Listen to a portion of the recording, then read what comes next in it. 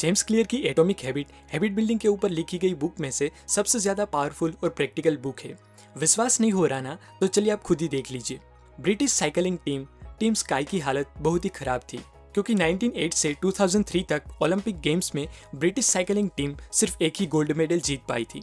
उनका परफॉर्मेंस दिन ब दिन खराब होता जा रहा था और साइकिलिंग की सबसे बड़ी रेस टूर दी फ्रांस में भी उनका परफॉर्मेंस सबसे खराब था, जिसे देख के यूरोप की एक साइकिल मैन्युफैक्चरर कंपनी ने तो उनको साइकिल देने से भी इनकार कर दिया, क्योंकि उनको डर था कि कहीं लोगों को पता चल गया कि ब्रिटिश साइकिलिंग टीम उनकी साइकिल यूज करती है तो उनके सेल्स और उनकी रेप्यूटेशन पर काफी बुरी असर होगी।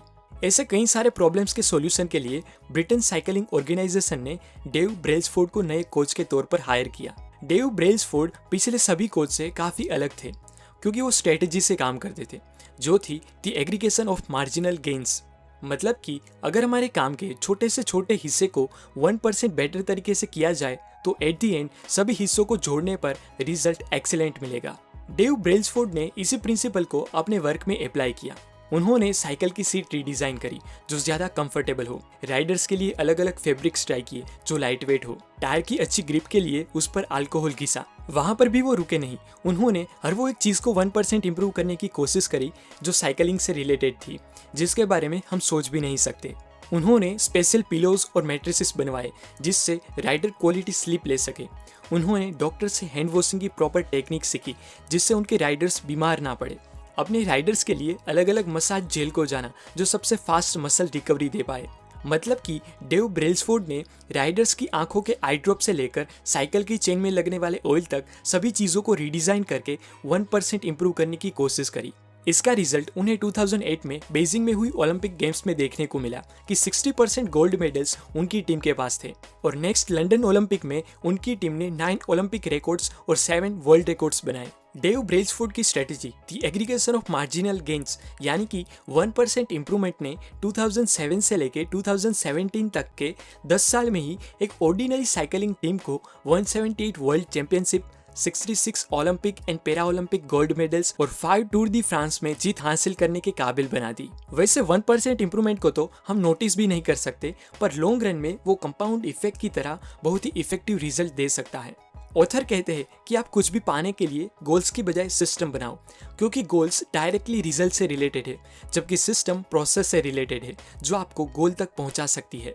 हेल्दी एंड फिट बॉडी बनाना एक गोल है, पर हेल्दी फूड खाना और एक्सरसाइज करना एक सिस्टम है। एग्जाम में 98% लाना एक गोल है, पर डेली रीडिंग और सब्जेक्ट को अच्छी तरह से समझना एक सिस्टम है। गोल्स डायरेक्शन सेट करने के लिए ठीक है, लेकिन अगर आप प्रोग्रेस करना चाहते हो तो सिस्टम को ही फॉलो करो, क्योंकि विनर्स और लूजर्स दोनों के गोल्स तो सेम ही होते हैं, पर जो सिस्टम को फॉलो करता है, जो कंटिन्यूस स्मॉल इंप्रूवमेंट करता है, वो अपने गोल को इजीली पा लेता है।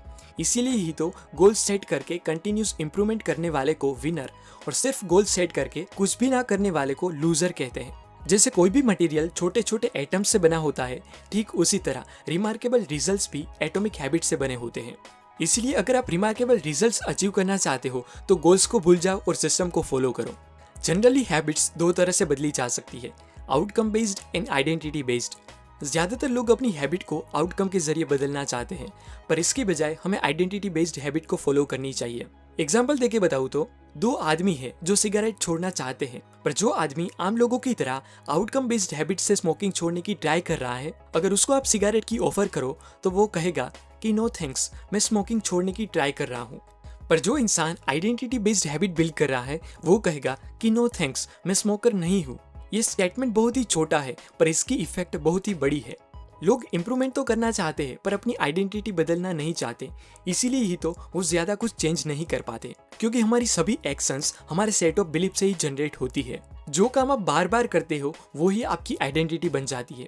आपकी हर एक एक्शन आप जो पर्सन बनना चाहते हो उसके लिए वोट करती है, क्योंकि कोई भी सिंगल काम आपकी आइडेंटिटी नहीं बदल सकता, पर उसकी रिपीटेबिलिटी ही बदल सकती है। जब भी आप कुछ लिखते हो तो आपकी राइटर की आइडेंटिटी में प्लस पॉइंट होता है। जब भी आप दूसरे लोगों से कॉन्फिडेंटली और अच्छी तरह से बात करते हो तब आपकी पब्लिक स्पीकर की आइडेंटिटी बढ़ती है। जब भी आप दूसरों को इन्फ्लुएंस करते हो तब आपकी लीडर की आइडेंटिटी बढ़ती है। इसलिए आप डिसाइड करो कि आप कैसे पर्सन बनना चाहते हो और उसमें छोटे छोटे स्टेप्स लेके वोट डालते रहो। अगर जेंटलमैन बनना चाहते हो तो आपके बोलने का तौर तरीका, आपका ट्रैवलिंग के दौरान बस और ट्रेन में बिहेवियर भी ऐसा होना चाहिए जो एक जेंटलमैन का बिहेवियर हो।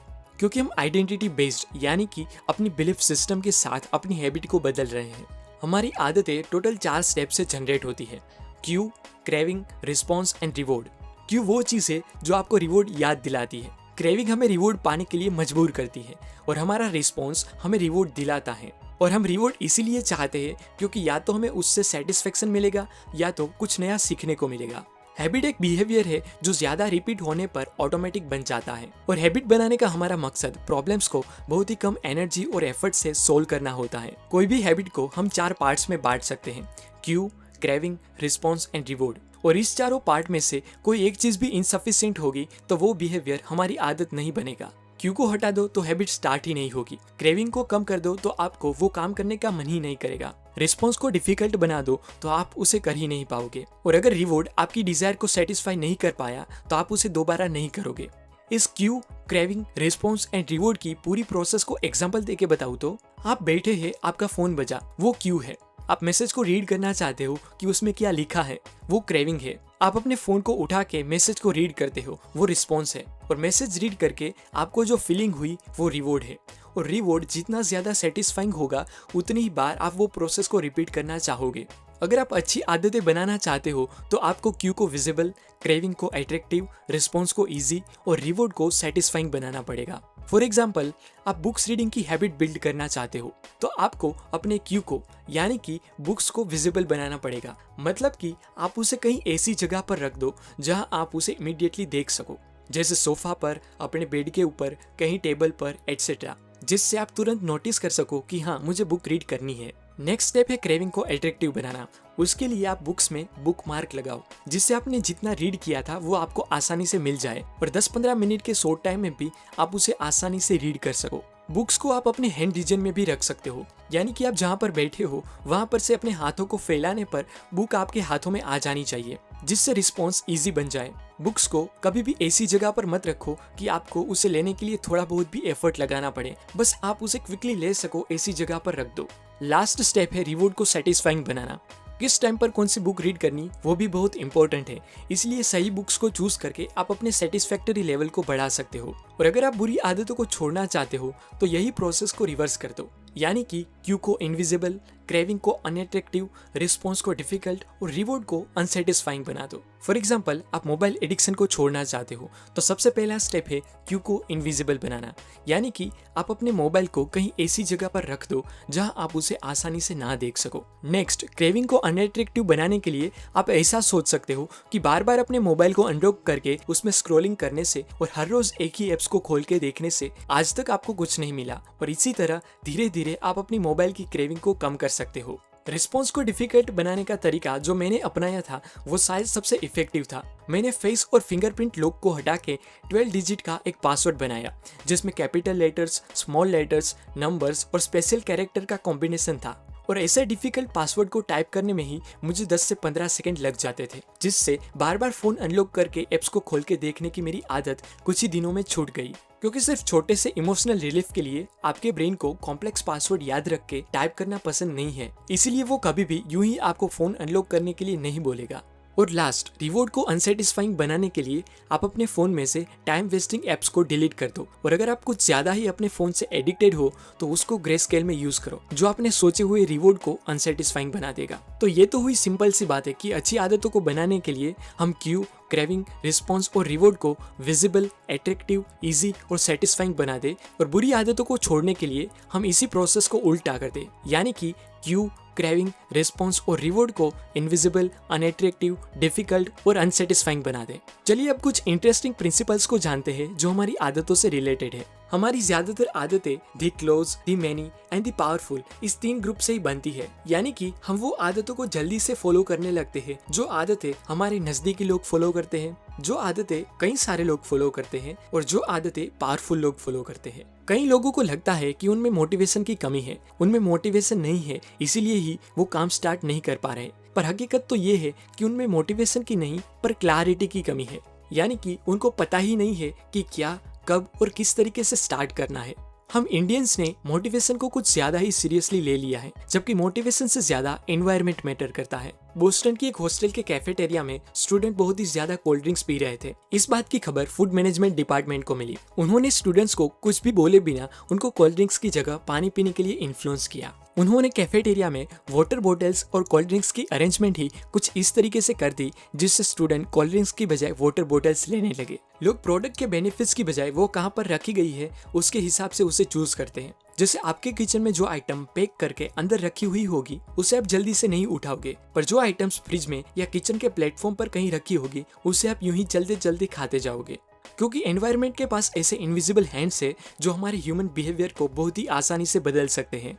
एम्स्टर्डम एयरपोर्ट के वॉशरूम को क्लीन रखने के लिए एयरपोर्ट क्लीनिंग स्टाफ ने एक सिंपल बट पावरफुल एक्सपेरिमेंट किया। उन्होंने एक छोटे से बग के स्टिकर को यूरिनल के बीच में लगा दिया, जिससे जो भी आता था वो उसी बग को टारगेट करके हटाने की कोशिश करता था। और इसी एक्सपेरिमेंट से यूरिनल के आसपास स्पिलेज काफी कम हुआ, जिससे एयरपोर्ट के वॉशरूम ज्यादा क्लीन और फ्रेश रहने लगे। हमें लगता है कि सेल्फ डिसिप्लिन के लिए बहुत ही ज्यादा विल पावर और सेल्फ कंट्रोल की जरूरत है, पर ऐसा नहीं है। डिसिप्लिन लोग अपनी लाइफ को कुछ इस तरीके से डिजाइन करते हैं कि उनको डिसिप्लिन में रहने के लिए किसी भी तरह के सेल्फ कंट्रोल की जरूरत नहीं रहती। फॉर एग्जाम्पल, अगर उनको लगता है कि टीवी उनका बहुत ही ज्यादा टाइम बिगाड़ रहा है तो वो टीवी को ही उठा के फेंक देते हैं, यानी कि ना रहा टीवी ना रहे प्रॉब्लम्स। सेल्फ डिसिप्लिन बहुत ही आसान है अगर आप उसे सिस्टमेटिक तरीके से बिल्ड करने की कोशिश करो तो। सेल्फ डिसिप्लिन, प्रॉपर इंस्ट्रक्शन और हार्डवर्क के जरिए आप कुछ भी कर सकते हो, जिसका बेस्ट एग्जाम्पल है story of Polgar sisters. Hungarian chess teacher और education psychologist Laszlo Polgar hard work पे बिलीव करते थे। उनका मानना था कि डेलिब्रेट प्रैक्टिस और अच्छी आदत को बिल्ड करने से आप बच्चों को किसी भी फील्ड में जीनियस बना सकते हो। उन्होंने इस एक्सपेरिमेंट के लिए कार्ला को चुना, जो एक टीचर थी और वो भी मानती थी कि प्रॉपर इंस्ट्रक्शन से हम हमारी स्किल को एडवांस कर सकते हैं। इस एक्सपेरिमेंट के लिए लाज़लो और कार्ला ने चेस को चुना और अपने बच्चों को चेस में वर्ल्ड क्लास तक पहुंचाने का पूरा प्लान तैयार किया। लाज़लो पोल्गर और कार्ला को 3 बेटी हुई, जिसका नाम सुजान, सोफिया और जूडिथ था। सुजान और सोफिया ने चेस में काफी कुछ अचीव किया, पर जूडिथ जो सबसे छोटी थी उसने तो 12 साल की एज में ही top 100 chess player in the world में जगह बना ली और सिर्फ 15 साल की एज में ही वर्ल्ड की सबसे यंगेस्ट ग्रैंड मास्टर बनी, जिसकी वजह से 27 साल तक वो नंबर 1 female chess player in the world बनी रही। कहने का मतलब सिर्फ यही है कि अच्छी आदतों को बिल्ड करके और प्रॉपर इन्वायरमेंट के सपोर्ट से हम काफी कुछ अचीव कर सकते हैं। अब बात करते हैं पेपर क्लिप स्ट्रेटेजी के बारे में, एक ऐसी स्ट्रेटेजी जिसने एक सामान्य बैंक एम्प्लॉय को 6 फिगर इनकम दिला दी। स्टीफन के डेस्क पर 2 जार रहती थी, जिसमें एक जार 120 पेपर क्लिप से भरी होती थी और दूसरी खाली। स्टीफन हर रोज आके सेल्स कॉल करता था और कॉल कंप्लीट होने के बाद वो एक पेपर क्लिप को उठा के दूसरी जार में डालता था और इसी तरह हर रोज वो 120 पेपर क्लिप के साथ डे स्टार्ट करता था और तब तक सेल्स कॉल करता ही रहता था जब तक वो 120 पेपर क्लिप्स को मूव ना कर ले। स्टीफन के इस सिंपल सीक्रेट ने बैंक को कुछ ही महीनों में कई मिलियन डॉलर्स का प्रॉफिट करवाया, जिससे उनकी इनकम मामूली 5 फिगर से बढ़कर 6 फिगर हो पाई। पेपर क्लिप स्ट्रेटेजी का यूज अपनी प्रोग्रेस को विजुअली मेजर करना है। मेथड आप कोई भी चुन सकते हो, जैसे कि मार्बल्स को एक कंटेनर में से दूसरे में मूव करना, पर एम सिर्फ एक ही है कि अपनी प्रोग्रेस को विजुअली मेजर करने से आप क्लियरली देख पाओगे कि आपके पास अभी कितना टाइम बाकी है, जो आपको कंटिन्यूस प्रोग्रेस करने में हेल्प करेगा। हैबिट ट्रैकिंग के कई सारे फायदे हैं, क्योंकि जब आपका मूड ना हो तब आपने की हुई प्रोग्रेस को भूल जाना आम बात है, पर हैबिट ट्रैकिंग आपके हार्डवर्क का विजुअल प्रूफ है, जो आपको याद दिलाता है कि आप पहले कहाँ थे और आपने कितनी प्रोग्रेस की है। आपने इस सेंटेंस को तो कई बार सुना होगा कि think outside of the box, या अपने कंफर्ट जोन से बाहर निकलो, पर कोई स्पेसिफिकली नहीं बताता कि वो कौन से बॉक्स और किस कंफर्टेबल जोन की बात कर रहे हैं। इस प्रॉब्लम का सॉल्यूशन मुझे एटॉमिक हैबिट में से मिला, जो है the Goldilocks zone. Human brain को चैलेंजेस पसंद है, पर वही चैलेंजेस जो हमारी डिफिकल्टी लेवल के ऑप्टिमल जोन में हो। एग्जांपल देके बताऊँ तो आपको टेनिस खेलना पसंद है, पर अगर आप एक 10 साल के बच्चे के साथ सीरियसली खेलना स्टार्ट करोगे तो जल्द ही बोर हो जाओगे, क्योंकि वो बहुत ही आसान है। उससे उल्टा अगर आप टेनिस के प्रोफेशनल प्लेयर्स रॉजर फेडरर और सेरेना विलियम्स के साथ खेलना स्टार्ट करो तो आप जल्द ही मोटिवेशन खो देंगे, क्योंकि वो बहुत ही डिफिकल्ट है। पर जब आप टेनिस आपके इक्वल प्लेयर के साथ खेलोगे तो कभी आप जीत पाएंगे, कभी वो जीतेगा, और आप तभी जीत पाओगे जब आप थोड़ा सा ज्यादा एफर्ट लगाओगे। और यही है गोल्डीलॉक्स जोन, कि इंसान तभी सबसे ज्यादा मोटिवेटेड होता है जब वो उनकी करंट एबिलिटीज की एज पर हो, ना बहुत हार्ड ना ही बहुत easy, just right at the edge. जो कभी कभार आपने क्रिकेट मैच में भी देखा होगा। कि जब दोनों टीम पावरफुल हो और जीतने में कुछ ही रन्स और कुछ ही बॉल्स बाकी हो, तब टीम जो दम लगाकर खेलती है वही उनके कंफर्टेबल जोन को स्ट्रेच करती है। इसीलिए हमें भी कंफर्टेबल जोन को स्ट्रेच करने के लिए अपनी डिफिकल्टी लेवल से थोड़ा दूर जाना है। पर याद रखें, थोड़ा सा ही दूर जाना है, बहुत दूर नहीं जाना, क्योंकि हमें हमारे कंफर्टेबल जोन को स्ट्रेच करना है, फाड़ नहीं देना। आज लोग फेलियर की वजह से नहीं, पर बोर्डम की वजह से सक्सेस को अचीव नहीं कर पाते, क्योंकि मास्टरी हासिल करने के लिए एक ही काम बार बार करना पड़ता है, और एक ही काम को बार बार करने से आप बोर हो जाते हो और वो काम को छोड़ देते हो और मानते हो कि सक्सेसफुल लोगों के पास बहुत ही पैशन होता है। पर कई सारे कोच का कहना है कि सक्सेसफुल लोग भी सामान्य लोगों की तरह बोर हो जाते थे, उनको भी सामान्य लोगों की तरह लैक ऑफ मोटिवेशन और बोर्डम फील होता था, पर फिर भी वो प्रैक्टिस को कंटिन्यू रखते थे, जो एट द एंड उन्हें वर्ल्ड क्लास बनाती थी। जेम्स क्लियर की एटॉमिक हैबिट बिल्डिंग के ऊपर लिखी गई सभी बुक्स के कंटेंट को कवर कर लेती है। अगर आप आदतों को समझना चाहते हो तो एटॉमिक हैबिट बेस्ट बुक है जो आपको रीड करनी चाहिए। अगर आप इस बुक को रीड करना चाहते हो तो इस बुक की लिंक मैंने डिस्क्रिप्शन में दे दी है, जो आपको डेफिनेटली कुछ ना कुछ नया सिखाएगी। धन्यवाद।